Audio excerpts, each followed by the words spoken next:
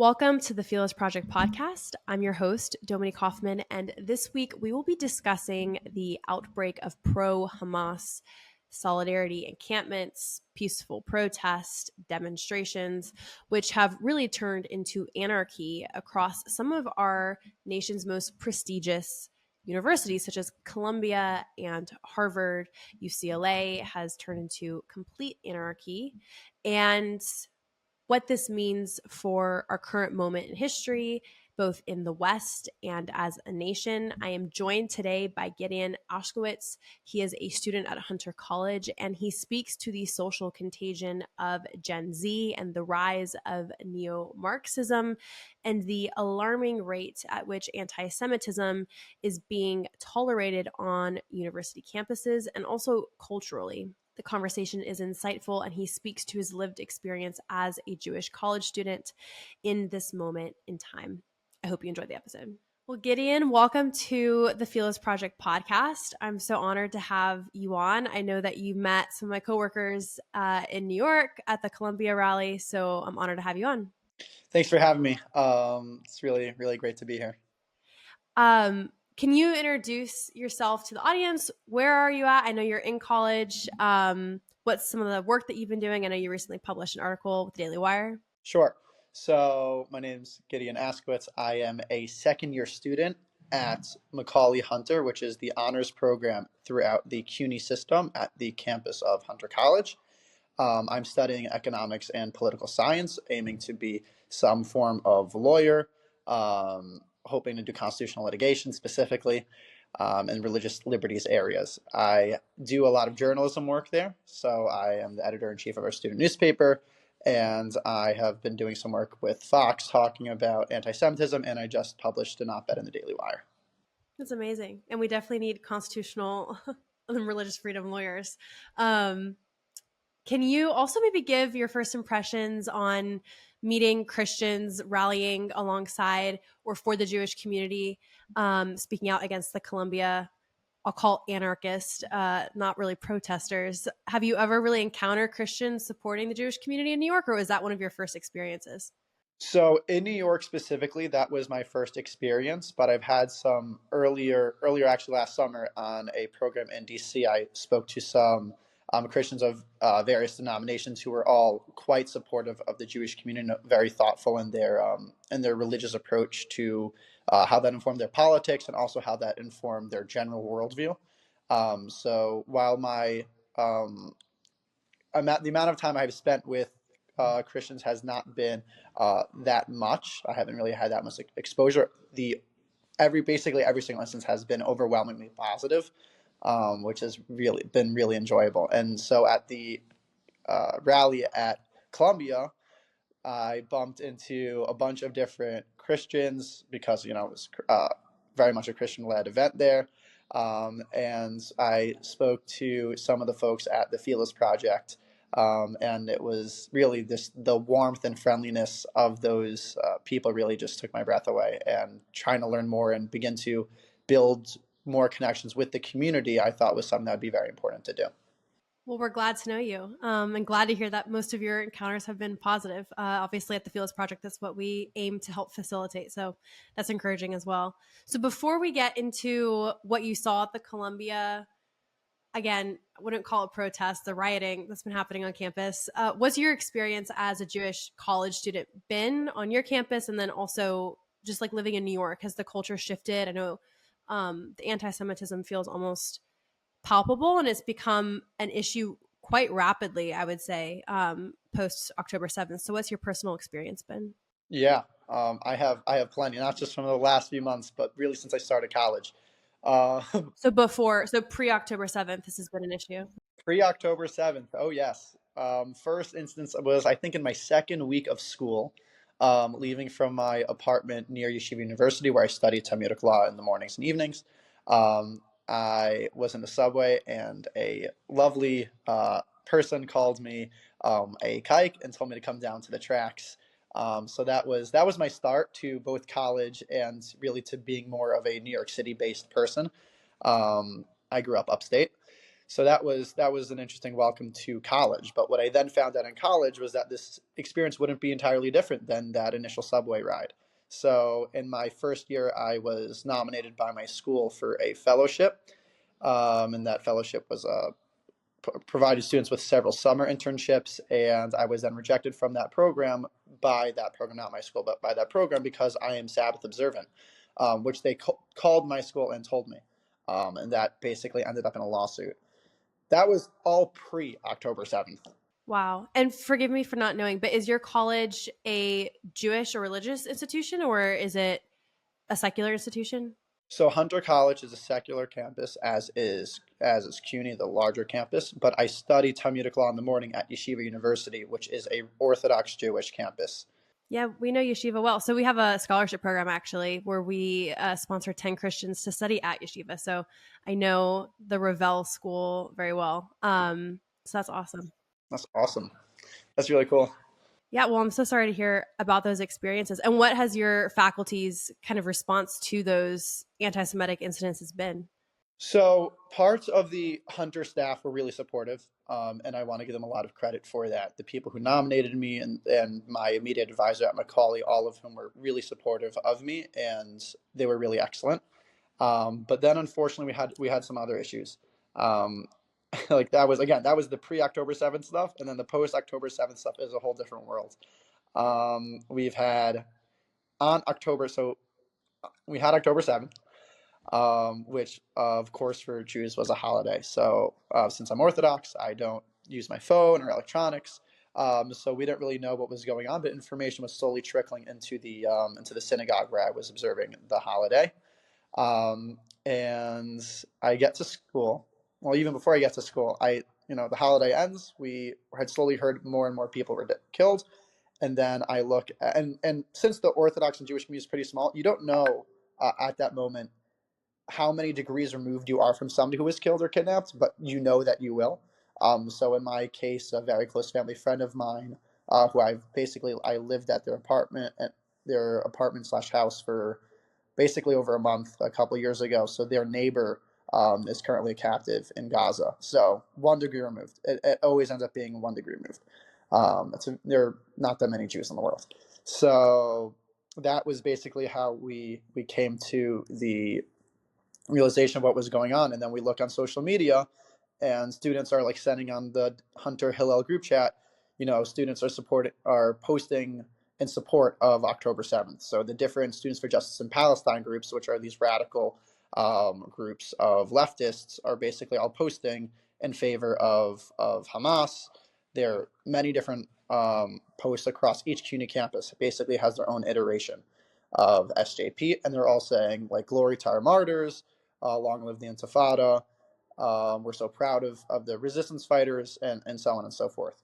And then that's before they even started taking over campuses. That was just their initial attitude. Those posts date October 7th, October 8th, October 10th, and October 12th, and then on. But before Israel started any form of response. So when people tell you that their response and these groups are motivated by a deep sense of justice, that is not the case. That is not remotely the case. These groups are motivated by a love of the death of Jews. That's all it is. And those are your classmates. So that's an interesting way of going to school. And so is there a sense of feeling insecure and unsafe when you're going to school, both even in freedom of thought and freedom of religious expression, but is there also a physical sense of just fear that you don't know what's going to happen? Yeah, it's funny that you should ask. Very much so. So we have students. I'll speak broadly about because I run a group that's national. It's called Jewish Students for America. We advocate for um, combating anti-Semitism across the country in line with American principles. So from those students, we've heard about students who have been spat on, harassed. We know students who have been assaulted, and that's just across our different campuses. And then just on a personal level, so on October 12th, we had a protest at Hunter's campus, and I went to record. I actually left class to go record the event because I couldn't imagine my great-grandmother, who fled Nazi Germany while pregnant with my grandmother, thinking too kindly of me if I sat in my econ class while people were calling for the death of Jews. So I went outside and I recorded. And a teaching assistant from Hunter College came and stole an Israeli flag that I had held. And he was detained, and he is now working back on the campus. No consequences to him. Then just after the Columbia protest that I met the Felix Project at, I went over to CCNY, which is another CUNY campus, to record their pro-Hamas, pro-terror encampment. And as I'm approaching it, I'm very visibly Orthodox. I have my yarmulke. I was wearing a white shirt and black pants. Um, Visibly Orthodox. I walk into the encampment. I'm recording to do basic journalism work. I'm a journalist. And since I'm a journalist, I have journalist integrity. So when people ask me what I was recording for, I said, I'm somewhat affiliated with Fox and the Daily Wire. And they then surrounded me, directly harassed me, and eventually they had a group of probably 20 students surround me so that I couldn't move. The students around me were mostly larger men, and they were enclosing in on me. And so that was very physically intimidating. And then one of them shoved me really hard in the back. And then my yarmulke fell off, and I was too afraid to pick it up because I was afraid I was going to get like curb stomped if I went to do that. And one of the students said, "Pick up your effing hat. I'll F you up." So that was so there are students who are being physically intimidated, harassed, assaulted on campus. Some of these things have happened to me and to people we know. You run the full gamut of people who are harassed on campus to people who are captives in Gaza, and the same group of leftist students are supporting them all. Wow, that even your testimony of that is so chilling because it harkens back to Nazi Germany, and it's it's really I well, I guess my question would be, did your family ever, because you mentioned your grandmother escaping Nazi Germany, did you think your grandmother or your great grandmother or your family would ever have thought we'd be here in your lifetime? Is this kind of a shock to your community, just thinking back to history and how far I think the West thought they had come, to seeing what's happening now? So yes and no. For my grandfather, who was born in this country, served in the military as an officer, he is beyond shocked. He can't believe how this could happen. My grandmothers, who both fled, one from Austria, one from uh, Poland/Germany, less of a shock. But they also both felt that when they came here, that this would be their haven. And especially like New York, people like to think that you're in this liberal area where everyone's all accepting and all of that. And especially my more liberal aunts and uncles were under that impression. And then they turn around, the people that they had been politically aligning themselves with, they found calling for their heads. So that was very shocking for them. And as a student, I think it was shocking in some respects. I did not imagine that it would be this proportion of students who really were not comfortable with me being alive. I think that that's something that's shocked a lot of students. And then like you go into class and you're taking a final, or you're in a group project and you don't know if the person who you're working with or just sitting next to is okay with you existing. And that's a very frightening realization. And then you see pictures and like, this is what my grandparents fled. And that's quite disturbing, especially when I'm a very, very proud American. I want to practice constitutional law.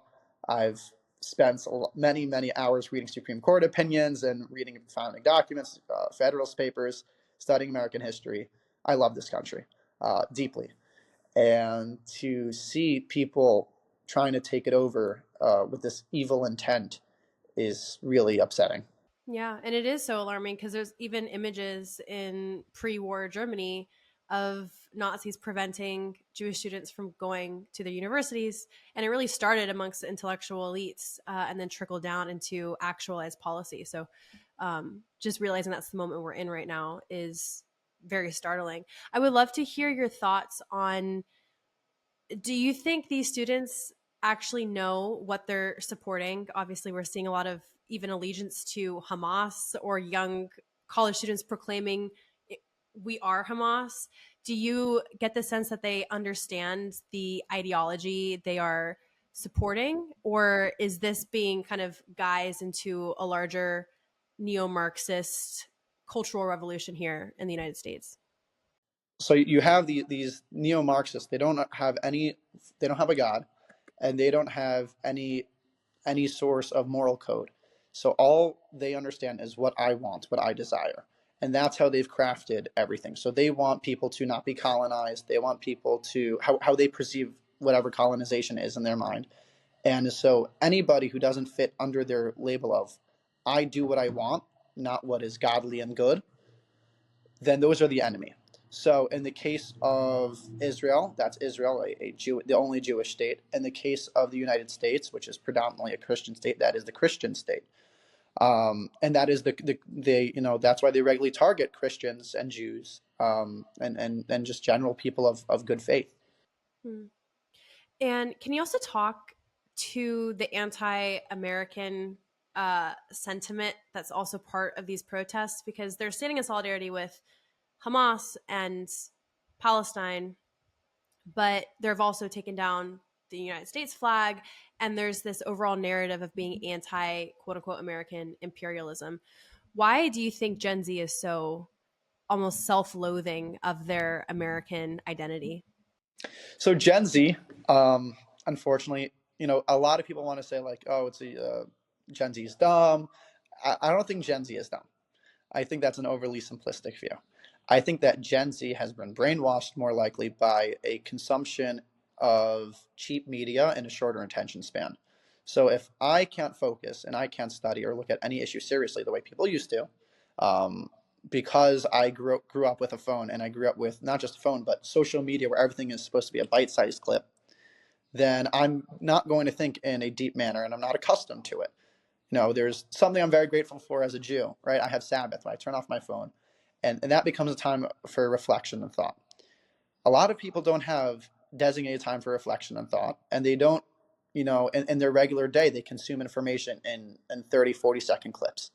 So if that's the way you're going about things, and you also are, you have no conception of goodness or justice or a godly moral code, you don't have any of those things, then you're going to hate anything that stands for those things. So America, again, founded by amazing Christian leaders, fleeing, and a large part of America was founded on an idea of religious liberty, um, and that is not something that these young people, unfortunately, my generation, can support, because they don't value, their values are diametrically opposed to religious value. Hmm. Do you get the sense that the majority of your classmates are agnostic, atheist, or is there a return to religion? Because I think obviously throughout history there's these counter revolutions. So I'm just wondering, in your friend groups in your community, is there a return to God? I know that for a lot of people there's been a turn to their faith post October 7th in the Jewish community, and that looks different for everybody. But is there a silver lining to some of the evil that we're seeing?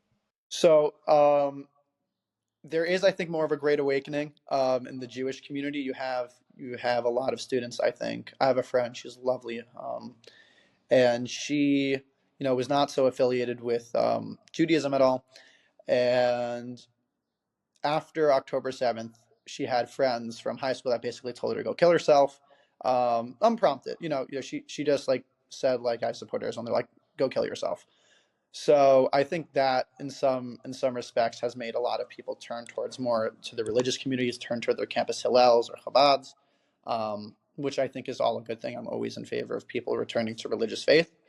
And then I can't really speak to what you guys have been seeing in the Christian community so much on that, but I'm very much in favor of people returning to church.